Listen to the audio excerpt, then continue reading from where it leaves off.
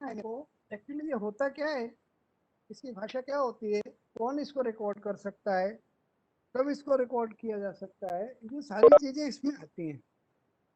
तो मृत्युकालीन कथन, तो डाइंग डिक्लेरेशन इंग्लिश में बोलते हैं सेक्शन 32 सब सेक्शन 1 में इसको बताया गया है। तो मृत्यु ये डाइंग डिक्लेरेशन जो होता है उस व्यक्ति का द्वारा किया जाता है जिसको चोट पहुंचाई जाती है, और उसकी चोट पहुंचाने में घायल अवस्था में वो पूरी घटना बताता है कि किसने चोट पहुंचाई, क्यों चोट पहुंचाई, कहाँ चोट पहुंचाई, अथवा सिर्फ इतना ही बताता है कि घटना में किसने मारा है, और अस्पताल ले जाते हैं, वो उसकी डेथ हो जाती है। तो वो ये जो स्टेटमेंट है ये डाइंग डिक्लेरेशन कहलाता है। ठीक है, ये डाइंग डिक्लेरेशन पुलिस को भी किया जा सकता है, मजिस्ट्रेट को भी किया जा सकता है, एक कॉमन मैन को भी किया जा सकता है। ये शब्दों में भी होता है और मौखिक भी होता है। लेकिन ये डाइंग डिक्लेरेशन तभी एडमिसिबल होता है किसी मर्डर केस में या सुसाइड के केस में, जो उसने ये किया है उसकी मृत्यु हो जाए, क्योंकि उसकी डेथ हो चुकी है और उसका मिलना संभव ही नहीं है, उसका बयान देने के लिए आना संभव नहीं है, उसको कोर्ट बुला ही नहीं सकते, और उससे अच्छा कोई साक्षी हो ही नहीं सकता कि उसको मारा किसने मारा, क्यों मारा। तो डाइंग डिक्लेरेशन के संबंध में हाई कोर्ट, सुप्रीम कोर्ट ने हजारों रूलिंग है, कुछ लैंडमार्क्स रूलिंग है जिन्हें मैं अभी आगे बताऊंगा। और उनका इसको डाइंग डिक्लेरेशन लिखने के लिए और कोर्ट उसको एविडेंस में स्वीकार करे, इसके लिए कुछ टर्म कंडीशंस हैं। फर्स्ट है कि ये वॉलेंट्री होना चाहिए। वॉलेंट्री मतलब स्वेच्छा से, मतलब बिना किसी डर के, बिना किसी के दबाव के, बिना किसी दबाव के, बिना सिखाए पढ़ाए दिए जाना चाहिए। दूसरा जो इसका इंग्रेडिएंट है वॉलेंट्री एंड ट्रू, सत्य होना चाहिए, फैब्रिकेटेड नहीं है। तीसरा इसमें आता है physical fitness, physical fitness of physical fitness of statement maker. अब इसमें तीन तीन चीज मेंशनड है ना, mental condition of maker, alertness of maker and memory of maker, कि वो उसकी दिमागी हालत कैसी थी जिस समय उसने बयान दिया, क्या उसका उस समय उससे प्रश्न पूछे उसका उसने जवाब दिया, उसका दिमाग काम कर रहा था, अलर्ट था। और तीसरा क्या उसकी याददाश्त ऐसी थी कि जो बिल्कुल परिस्थितियों में सही बैठ रही थी, है ना। तो ये voluntary true physical condition, physical fitness में ये ना mental condition of maker, alertness of mind and memory. अब मैंने शब्द यूज किया था ऐसे व्यक्ति का जो मर गया है, इसमें ऐसा व्यक्ति भी आता है जिसने सुसाइड कर लिया रॉबरी डेथ के केस में, और इसमें ऐसा व्यक्ति भी आता है जिसकी सड़क चलते हत्या कर दी जाती है। तो डाइंग डिक्लेरेशन एक ऐसे आहत द्वारा दिया गया ऐसा कथन है जो उसकी स्वयं की हत्या का जिसमें प्रश्नगत होता है, और उससे अच्छी कोई साक्षी हो सकती है कि उसे किसने मारा, क्यों मारा, कहाँ मारा, इसलिए वो साक्ष्य में एडमिसिबल है। इसका दूसरा कारण है कि वो इतने मौत के करीब होता है जिस समय बयान देता है, गंभीर हालत में होता है, कि ये विश्वास नहीं होता कि वो किस समय मर जाएगा, कभी भी मर सकता है। अब ये आता है सवाल कि डाइंग डिक्लेरेशन जो है ये ओरल होगा या रिटर्न होगा। तो ये ओरल भी हो सकता है, मैं बोल चुका, रिटर्न भी हो सकता है सुसाइड नोट के हिसाब से। वो एक इसमें सबसे महत्वपूर्ण जो है वो होता है कि ये जो है अपने इशारों में भी बताया जा सकता है, लेकिन जब इशारों में बताया जाता है तब उसकी परिस्थितियां क्या होती हैं। अब इस संबंध में आपको जाता हूं, है ना, ये मृत्यु का जिस समय जिसने मृत्यु का कथन किया, इसने डाइंग डिक्लेरेशन जिसका लेना पुलिस ने बताया और डॉक्टर ने बताया, ये जरूरी नहीं है कि जिस समय वो स्टेटमेंट दे रहा हो तब सब जानते हो कि ये मर जाएगा।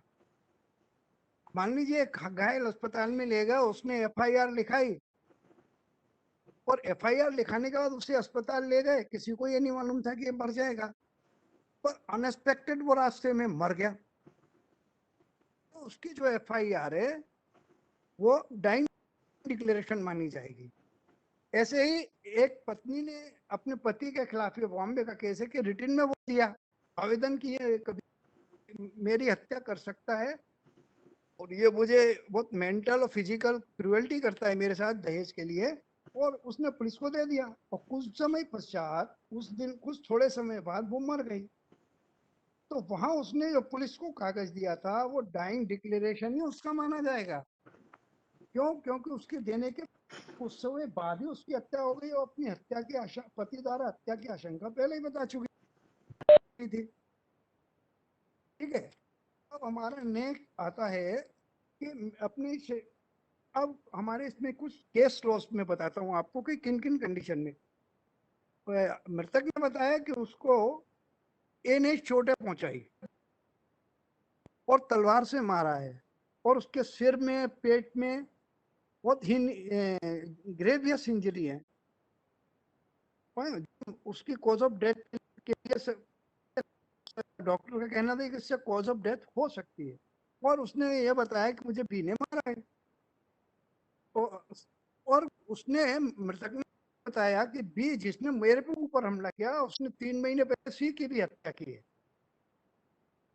अब वो अचानक मर गया, तो पुलिस ने क्या किया, उसका जो डाइंग डिक्लेरेशन था उसको ए के केस में भी यूज किया और सी के भी केस में यूज किया। तो वो सी केस में दिया गया डिक्लेरेशन नहीं है जिसकी हत्या आरोपी ने, ए ने, बी ने 3 महीने पहले की। ये यहाँ केवल किसके, एक की जो उसने हत्या की, इसी से इस पर कोई क्वेश्चन रिलीवेंट होना चाहिए। उसका चार्ज ही आरोपी पे है कि तुमने ए के मर्डर किया, सी का मर्डर किया उससे कोई लेना देना नहीं है ना। एक ये कंडीशन हो जाती है। फिर इसमें एक आता है, ये इशारों से भी किया जा सकता है ना। और इसके लिए लेकिन इसमें कुछ कंडीशन सुप्रीम कोर्ट ने लगा दी है। वो ये है कि घायल अवस्था में कथन कर रहा था, उसके फिजिकल फिटनेस कैसी थी। ये बहुत बड़ा प्रश्न चिन्ह है कि मान लो जब वो पुलिस को दे रहा था या पुलिस हॉस्पिटल ले गई डॉक्टर को दे रहा था, उस समय उसकी फिजिकल फिटनेस क्या थी, अलर्टनेस ऑफ माइंड कितनी थी, कॉन्शियस था, अनकॉन्शियस था, सेमी कॉन्शियस था, या उसकी मेमोरी कितनी थी। इसलिए इसमें सेक्शन 32A में ये नेसेसरी कर दिया कि उसमें डॉक्टर का प्रमाण पत्र लेना चाहिए, सर्टिफिकेट लेना चाहिए। अगर हॉस्पिटल में होता है केवल वही, जब मजिस्ट्रेट लेता है तो भी वो डॉक्टर से ये सर्टिफिकेट लेगा ये कि बयान देने की स्थिति में है या नहीं, ये सर्टिफिकेट लिया जाना चाहिए। अब मान लीजिए कि उसने इशारों में बताया, और इशारों उसमें सब बताते समय उसकी ऐसी फिजिकल फिटनेस ऐसी थी कि उसके जो जितने इशारों में उसने प्रश्नों का उत्तर दिया उन सबको मिलाने के बाद कोर्ट इस निष्कर्ष पर पहुंचा कि इसमें कोई भी एम्बिग्यूटी नहीं है, इसमें कोई भी लैक्यूना नहीं है, इसमें कोई कंट्राडिक्शन नहीं है। तो उस इशारे में दिए गए मृत्युकालीन कथन के आधार पर उसको सजा हो सकती है आरोपी को। अब मान लीजिए इसमें एक नया केस होता है कि उसने डाइंग डिक्लेरेशन दे दिया, वो अस्पताल में डॉक्टर ने लिख लिया, मजिस्ट्रेट ने लिख लिया और डॉक्टर की उपस्थिति में लिखा, उस समय उसने डॉक्टर सर्टिफिकेट दिया, सारी टर्म्स कंडीशन दिया, वॉलंटरी था, ट्रू था, फिजिकली फिट था, मेंटली अलर्ट था, मेमोरी शार्प थी, और वो बच गया। ठीक है। अब उसकी क्या पोजीशन होगी उस कागज की, तो वो 157 सीआरपीसी के तहत एफआईआर से ज्यादा उसकी कोई वैल्यू नहीं है। ठीक है। अब हम आते हैं कि कहीं कहीं ये भी होता है कि ऐसे अभी डाइंग डिक्लेरेशन मेरे सामने इसी भोपाल में आए जहाँ मैं बैठा हूँ, कि उसमें डाइंग डिक्लेरेशन ऐसे हैं हमलावरों के नाम बता, एक का नाम है और 10-12 लोग एक्यूज बना दिया 302 में। और वो डाइंग डिक्लेरेशन पेश कर दिया। अब क्या होगा? तो जिसके बारे में उसने बताया था केवल उसी के खिलाफ डाइंग डिक्लेरेशन सेक्शन 32(1) के तहत माना जाएगा। अगर कोर्ट ये पाता है कि ये बिल्कुल उन परिस्थितियों में दिया गया, सही लिखा गया, तो ही वो डाइंग डिक्लेरेशन केवल एक व्यक्ति जिसका नाम उसी के खिलाफ यूज होगा, बाकी के खिलाफ वो यूज नहीं हो सकता। अब मैंने कहा था कि इसको क्या वो कौन कौन ले सकता है? तो डॉक्टर ले सकता है। डॉक्टर ने कथन लिए और उस समय वो कोमा कोमा सेंटर में था, ट्रामा सेंटर में, और उस समय हालत ऐसी थी पेशेंट की कि अभी मरा कि तभी मरा, जिंदा भी रहेगा कि नहीं। तो उसने डॉक्टर ने उसका डिक्लेरेशन लिख दिया, लेकिन उसमें क्या हुआ, उसको कोर्ट में पेश कर दिया, वो मर गया। अब डिफेंस लॉयर ने ये डिफेंस लिया कि सर इसमें डॉक्टर का तो सर्टिफिकेट ही नहीं है, एक बात। दूसरा, जिस डॉक्टर ने ये डाइंग डिक्लेरेशन लिया वो एंटाइटल ही नहीं था कोमा सेंटर में, ट्रॉमा सेंटर में, ये ले ही नहीं सकता ना। वहां लेकिन ऐसा कोई हार्ड एंड फास्ट रूल नहीं है, नहीं है कि वो डॉक्टर जिसने ट्रीटमेंट किया वो नहीं ले सकता, भले ही उस पर सर्टिफिकेट सीनियर डॉक्टर का नहीं हो। अब मानो मजिस्ट्रेट साहब लेते हैं, कार्यपालक मजिस्ट्रेट को बुला लिया, पुलिस को सूचना मिली घायल पड़ा है, कोई मार के भाग गया, उनने उठाया गाड़ी में पुलिस स्टेशन ले गए और मजिस्ट्रेट को सूचना कर दी और मजिस्ट्रेट साहब आ गए। यह मजिस्ट्रेट का मीन्स है magistrate of executive magistrate, not a judicial magistrate. और वो मजिस्ट्रेट साहब आए, उन्होंने भी बड़ा कमाल कर दिया। 5 प्रश्न पूछे, आपका नाम क्या है, पिता का नाम क्या है, कहाँ रहते हो, और ये तुम्हारी चोटें कैसे आई, और उस पर सर्टिफिकेट ले लिया।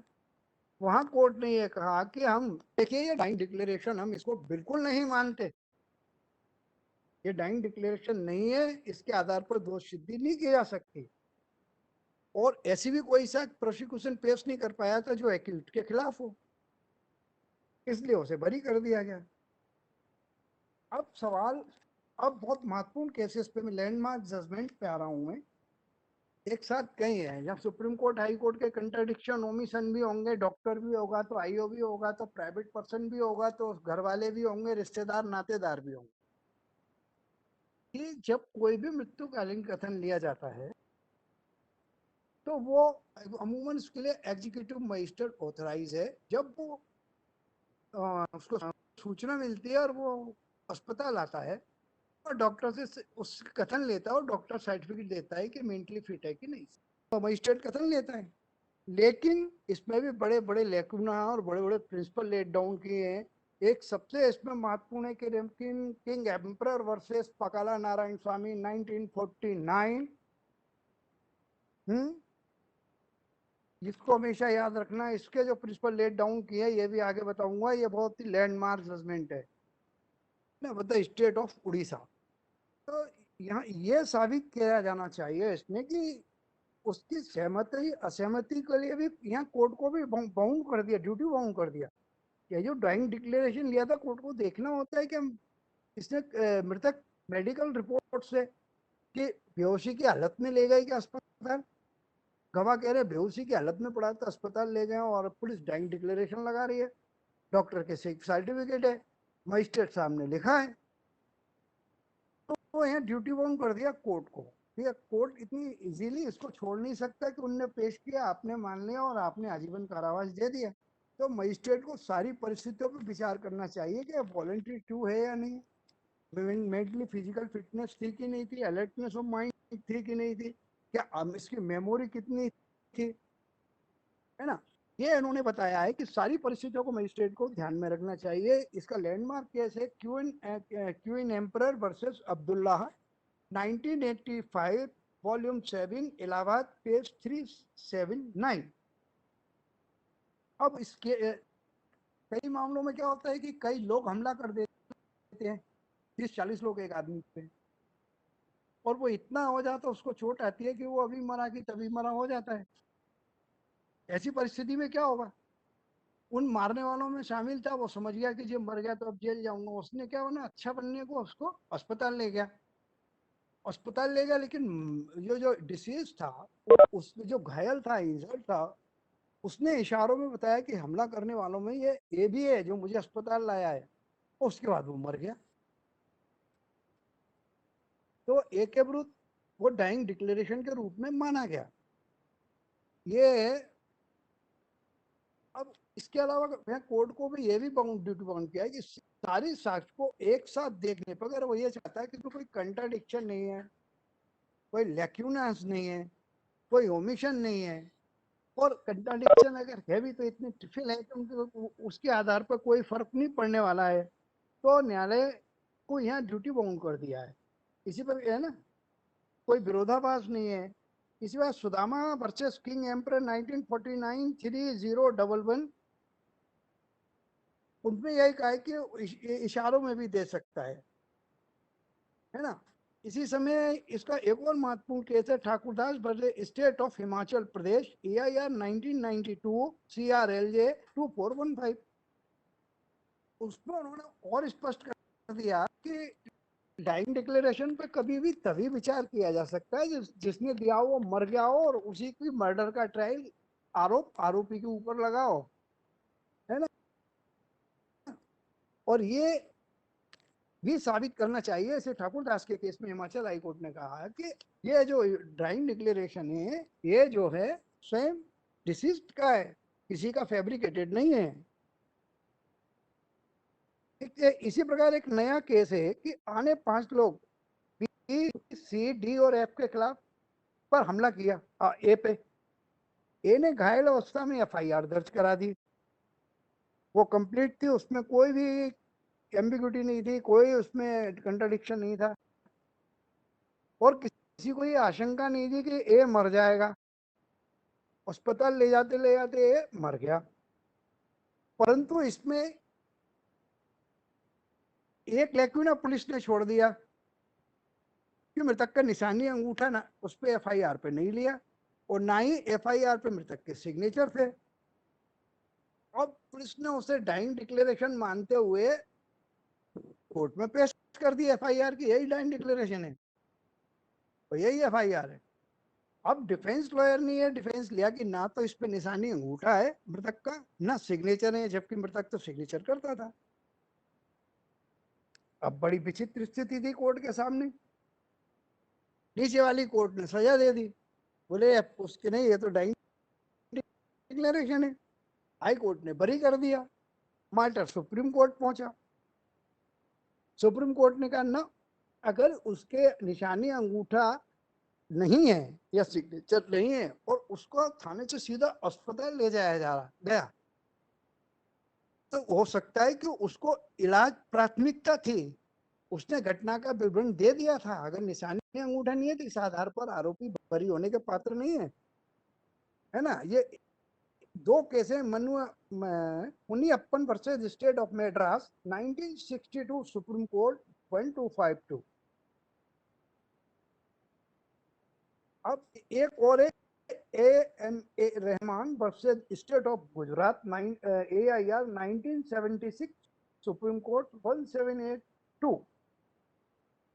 अब पुलिस को सूचना मिली, लड़ाई हो गई, पुलिस ने उठाया और सीधा अस्पताल ले गई। डॉक्टर बहुत गंभीर था, डॉक्टर ने उसके बयान ले लिए, इसकी कभी भी मर सकता है। तो वो डॉक्टर के नहीं सॉरी इसके घर वाले उसे उठा के सीधे अस्पताल ले गए, वो डॉक्टर ने लिख लिया कैसे चोटें आई कैसे आई, उसने बताया, उसने लिख लिया। पर डॉक्टर इतना गंभीर था कि डॉक्टर पे समय नहीं था कि पुलिस या मजिस्ट्रेट को वो इन्फॉर्म कर सके। बाद में पुलिस को सूचना देने उसके दूसरे गांव के दूसरे लोग पहुंचे तो पुलिस अस्पताल पहुंची, तब तक वो मर चुका था। डॉक्टर ने वो कागज पकड़ा दिया, तो उसे डाइंग डिक्लेरेशन माना गया। अब नेक्स्ट है,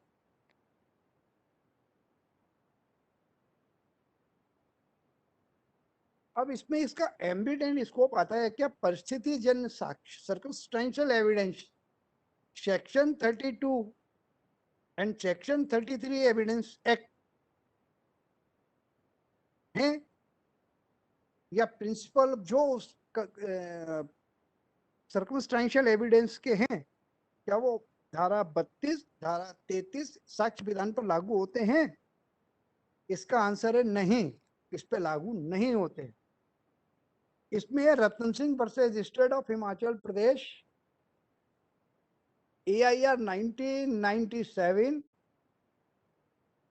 वॉल्यूम 8, सुप्रीम कोर्ट 768, दूसरा Patla Narayan Swami versus king emperor 1939, 66, IR 66। इसमें कुछ कंडीशंस लेट डाउन की हैं कि जहां कि एक तो ये सर्कमस्टेंशियल एविडेंस परिस्थितिजन्य साक्ष्य के क्षेत्र में धारा 32 नहीं आती है, 33 नहीं आती है। नंबर 2, सभी रिलीफ एंड फैक्ट अगर उस डिक्लेरेशन में है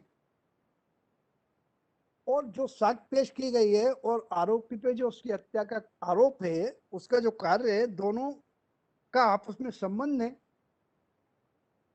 और जो परिस्थितियां हो वास्तविकता को घटना के निकट संबंध निकट ले जा रही हो, ऐसी साक्ष्य को ग्रहण किया जा सकता है। और ये तब है जब उसको मरने वाले व्यक्ति ने किया। तो ऐसी स्थिति में ये दो केस जो मैंने बताए हैं आपको, Ratan Singh versus state of Himachal Pradesh, AIR 1997, supreme court 786, Pakala Narayan Swami versus king emperor 1939, 66, IA IA। Next ruling में पेश कर रहा हूं कि मान लीजिए कि महाराष्ट्र में एक आदमी चिकमंगलूर का आता है, मैड्रास का, उसे हिंदी नहीं आती, उसे मराठी नहीं आती, उसे अंग्रेजी नहीं आती, और मद्रास से ही उसके दुश्मन पीछे लगे चले आ रहे हैं, बॉम्बे में उसकी हत्या कर देते हैं। अब उसका स्टेटमेंट बॉम्बे पुलिस लिखती है, उसी भाषा में लिखती है जिसमें वो है। तो यहाँ पर इस केस में प्रोसिक्यूशन को ड्यूटी बाउंड किया है। जब मृतक की भाषा में कोई डाइंग डिक्लेरेशन लिखा जाता है तो उसको उस पर अधिक बल और विश्वसनीयता प्रोसिक्यूशन को साबित करनी चाहिए कि ये मृतक का ही है। ये है राज्य बनाम Najm Farooqui versus state of Calcutta 1992, CRLJ 2547। अब नेक्स्ट है Deepak Balram Bajaj versus state of Maharashtra Bombay 1993, CRLJ 23269। यह बड़ा महत्वपूर्ण केस है। बहुत ही उस समय महिलाओं बहुत जल रही थी दहेज के लिए, और स्टोव फटते थे और महिलाओं, नव विवाहित महिलाओं पर स्टोवों का दिल आता था, उन्हीं पर फट जाते थे दहेज के लिए। एक महिला 100% जली अवस्था में बॉम्बे के सरकारी अस्पताल में लाई जाती है। एग्जीक्यूटिव मजिस्ट्रेट को सूचना दी और एग्जीक्यूटिव मजिस्ट्रेट आए, उन्होंने सिंधी में प्रश्न किए, महिला ने सिंधी भाषा में जवाब दिया, और वो उसको लेने के बाद उन्होंने कांस्टेबल को दे दिया। जब कांस्टेबल को दे दिया तो कांस्टेबल ने उसका हिंदी में बहुत ही स्पष्ट अर्थ करके, अपने सिग्नेचर करके फाइल कर दिया। और जैसे ही वो फाइल किया, वो कोर्ट ने कहा, डाइंग डिक्लेरेशन मान लिया सेशन कोर्ट ने ना, बॉम्बे हाई कोर्ट ने कहा ये डाइंग डिक्लेरेशन नहीं है। कारण है कि जब सिंधी भाषा में उसने प्रश्न पूछे, सिंधी भाषा में उत्तर दिया, तो हिंदी में ट्रांसलेट कैसे किया? और जब हिंदी में ट्रांसलेट किया तो उस मजिस्ट्रेट के, एग्जीक्यूटिव मजिस्ट्रेट के जिसने वो लिया था, उसके सिग्नेचर नहीं है। इस अवस्था में जो डाइंग डिक्लेरेशन है ये डाउटफुल है।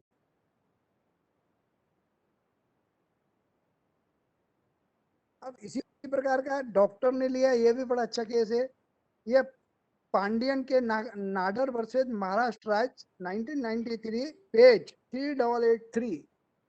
डॉक्टर ने डाइंग डिक्लेरेशन भी लिया और पूरी संपूर्ण तुष्टि के बाद लिया, है ना। मानसिक दशा इसकी बिल्कुल ठीक थी और पुलिस अफसर ने इस बात को बिल्कुल बताया कि मेरे सामने लिया था और उसकी इसकी मानसिक दशा बिल्कुल ठीक थी और उसने जो दिया वही डॉक्टर ने लिया।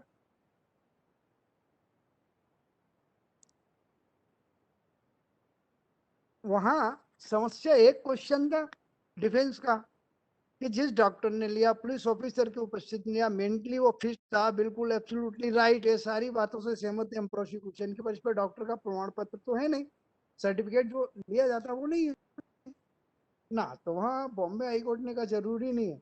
अगर उससे ये त्रुटि हुई है तो केवल इसके आधार पर हम डाइंग डिक्लेरेशन को खारिज नहीं करेंगे, सजा दी गई।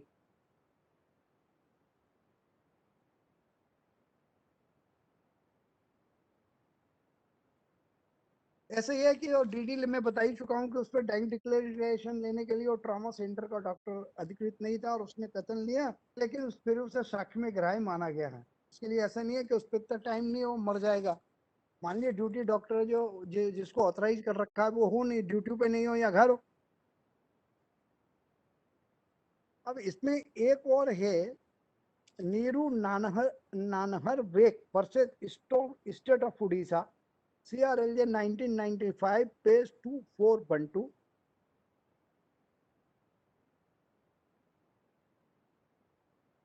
अब हुआ ये कि इस केस में इंजर्ड को पुलिस लेके पहुंची अस्पताल, डॉक्टर ने कथन ले लिया परंतु निशानी अंगूठा नहीं लिया। और जिस समय डॉक्टर ने कथन लिया ना तो वहाँ आईओ था, ना वहाँ ड्यूटी नर्स थी, ना वहाँ वार्ड बॉय था, ना वहाँ कंपाउंडर था, ना मृतक का कोई नातेदार था। और अस्पताल में इन सब की अनुपस्थिति में अनुपस्थित हो जाना, नर्स का और कंपाउंडर का वार्ड बॉय का, ये तो बड़ा विचित्र लगा। लेकिन इसे डाइंग डिक्लेरेशन नहीं माना गया। ये Neeru Nanar Beg versus state of Orissa है। अब आता हम पुलिस द्वारा लिखा कथन। ये बड़ा ही सर ऐसा है कि इस पे इलाहाबाद हाई कोर्ट के डिफरेंट व्यू हैं। कभी कहता हाँ, कभी कहता ना, कभी राइट गिर जाता है तो कभी लेफ्ट गिर जाता है। एक केस लो बताता हूँ मैं आपको, पुलिस ने अगर लिया है तो।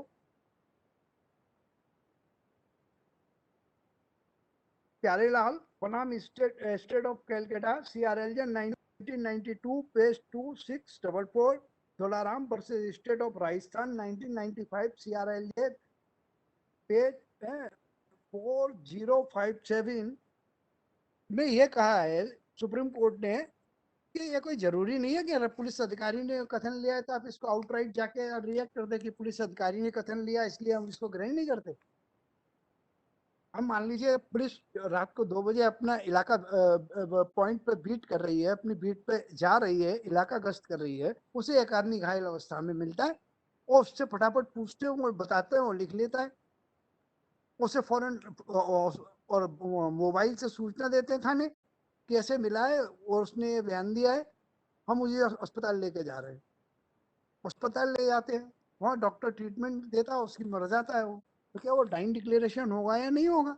सुप्रीम कोर्ट ने कहा है कि अगर पुलिस अधिकारी ने ले लिया है तो इस आधार पे आप ये नहीं कह सकते कि वो डाइंग डिक्लेरेशन नहीं है। वो आगे ये भी एक्सप्लेनेशन दिया है कि ना पुलिस से उसकी कोई पूर्व में दुश्मनी रंजिश नहीं थी आरोपियों से, ना ही पुलिस उन्हें जानती थी, पुलिस के लिए अनजान थे आरोपी। मृतक ने बताया इसलिए उन्हें मालूम पड़ा, इसलिए वो ग्रहण किया जा सकता है ना। अब एक और है,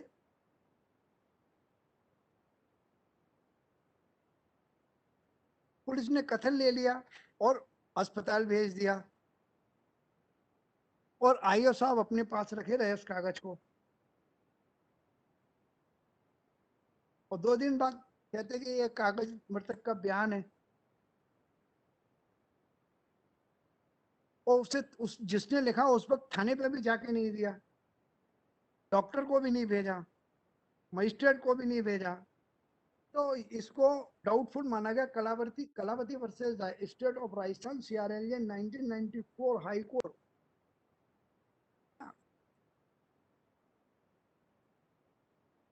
ये डाइंग डिक्लेरेशन वही कहलाता है जो उस व्यक्ति ने किया हो जिसकी मृत्यु का क्वेश्चन इन्वॉल्व हो। धारा 60 एविडेंस एक्ट भी इस पे कोई प्रभाव नहीं डालती है। कोई सेक्शन 60 एविडेंस ये कहता है कि मौखिक साक्ष्य प्रत्यक्ष होनी चाहिए, तो इससे प्रिंसिपल लागू नहीं होता। अब इसमें बहुत ही बढ़िया केस आया, जैसे पाकला नारायण स्वामी का आया था, ऐसे ही Sant Gopal Das versus state of Uttar Pradesh 1995 CRLJ 312 जरूर पढ़िए। पाकला नारायण है, ये हुए मैं बता चुका हूँ, लैंडमार्क जजमेंट है। ये इसमें यह बताया है कि डाइंग डिक्लेरेशन लिखित और मौखिक कैसे कथन होते हैं जो मरे हुए व्यक्ति ने किए हो और किसने इन्हें पहुंचाया उनके बारे में बताया हो। तो इसमें तीसरा उन्होंने प्रिंसिपल ये लेट डाउन कर दिया है कि जरूरी नहीं है कि जिसने मारा है केवल वही डाइंग डिक्लेरेशन में जिम्मेदार होगा, मारने वाले में और लोग शामिल है वो भी जिम्मेदार होंगे। ठीक है, संत गोपाल दास ने 3-4 प्रिंसिपल किए। पहला तो कि मृत्यु से उसके रिलेटेड होना चाहिए, जरूरी नहीं है जिसके विरुद्ध किया उसके विरुद्ध ही लागू हो। जो लोग मारने में शामिल थे, भीड़ में शामिल थे, सबके खिलाफ लागू होगा। अब यही काजल सरकार बताया असीम राज 1993 में क्या है कि काजल इस केस में बड़े आधे अधूरे प्राण थे, नाम भी पूरे नहीं थे, इसको स्वीकार नहीं किया गया।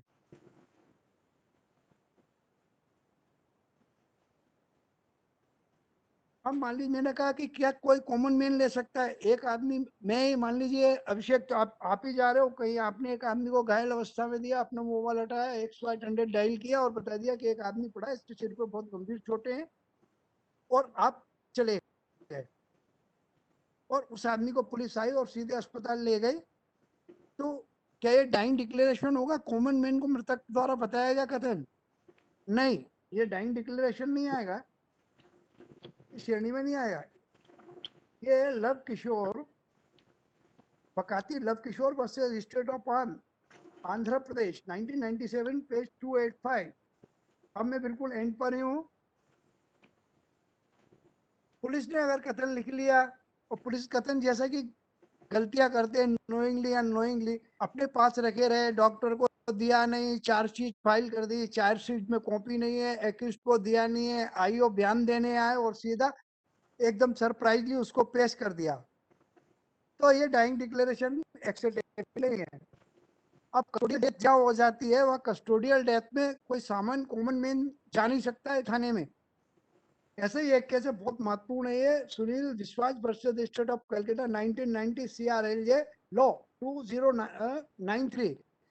उस कस्टोडियल डेथ में जैसे पुलिस किसी को पकड़ के लाया है सुनील विश्वास और इसने मारा एसआई ने, वो मर और तब तक दूसरा ड्यूटी वाला एसआई आ गया, उसने उसके बयान ले लिए और वो मर गया अस्पताल ले जाते में। तो दूसरे वाले पुलिस अधिकारी ने जो बयान लिखे थे तो उसको उसका डाइंग डिक्लेरेशन माना गया। इसी प्रकार Dilip Singh versus state of Punjab, Munna Raja versus state of MP 1976, Dilip Singh versus state of Punjab 1997, Rambati versus Bihar 1983 और state of Punjab versus Amarjeet में सुप्रीम कोर्ट ने यह कहा है कि इसको पुलिस के बयान लेने की प्रवृत्ति को बढ़ाना नहीं चाहिए। One question, very simple. First of all, I congratulate you for a very deep, elaborative, and wonderful talk. I'm Dr. Vijay Sharma on behalf of Pradeep Sunamane-san.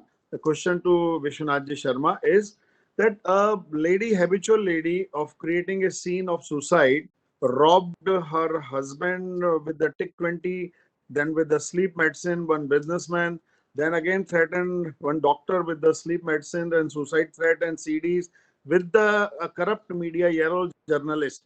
Now they made a plan that this girl went for a shooting of some video serial where 10, 12 men and 6, 7 women, they misused each other, and after that they wanted to extort money and made a false video by using a ordinary kitchen knife and making 2-3 slashes on the neck, and then asked that why you are doing that. So she said shadi shuda mard kaun bahut sare, like that, and she gave the some name like this. ये तो extortion case of extortion का case हो गया, because 3-4 slashes were there on the neck, but unfortunately the carotid artery which was cut, she died. And this was taken by a common citizen who was a part of the gang, and on the video recording, this was taken. Now, police has taken this as a dying declaration and filed an FIR against the people. So is it देखिए justified? ना ना जी। ना ना ना ना और उसका character क्या था, जी, प्रीवियस कंडक्ट क्या था उस लेडी का? वो extortion है। एक को फंसाना, ब्लैकमेल करना, फोटो Yes, उतारना जी, उसकी exactly, गैंग द्वारा। exactly. correct, तो ये सबके कंडक्ट को भी देखा जाएगा। जी, केवल उसने ये कहा कि मेरे साथ ऐसा हो गया और 50 लोग बाद में मालूम पड़ा मेरे साथ मी टू करते हुए से आदमियों की लाइन लग गई कि साहब हम सबको फंसाया इसने। जी, जी, जी, तो जी, जी। डाइंग डिक्लेरेशन नहीं है। अच्छा, जब चूंकि ब्लड बहा हुआ है, उसका फेस नीचे वहां पूल वहां की होगा, तरफ है, उसने खुद बाल को उसका मेंटेन। उसका हाँ, चेहरा अगर दिखाई नहीं किसी दे ने रहा मारा और है, ऊपर से प्रॉम्प्टेड क्वेश्चन है ये तुमने क्यों किया, तो उसका पहला जवाब आता है पता नहीं। एंड आफ्टर हाँ, दैट तो the rest of the answers they came out, बहुत सारे शादीशुदा मर्द। Now these are the situation and on that kind of the देखिए funny statement the police count it as a dying doctor declaration, file हाँ FIR against the people. मैं समझ गया doctor साहब। Doctor, आपने बिल्कुल be सही sure. कहा कि उसने Time कहा will कि be over. तुमने Another ऐसा क्यों minute. किया, बोले मुझे पता नहीं, ठीक है हाँ, ना। जी, और बोले बहुत सारे लोग शामिल हैं शादीशुदा, ठीक है ना। जी, तो जी, बहुत सारे, तो पूरा बॉम्बे में 2 करोड़ आदमी रहता है, 2.5 करोड़।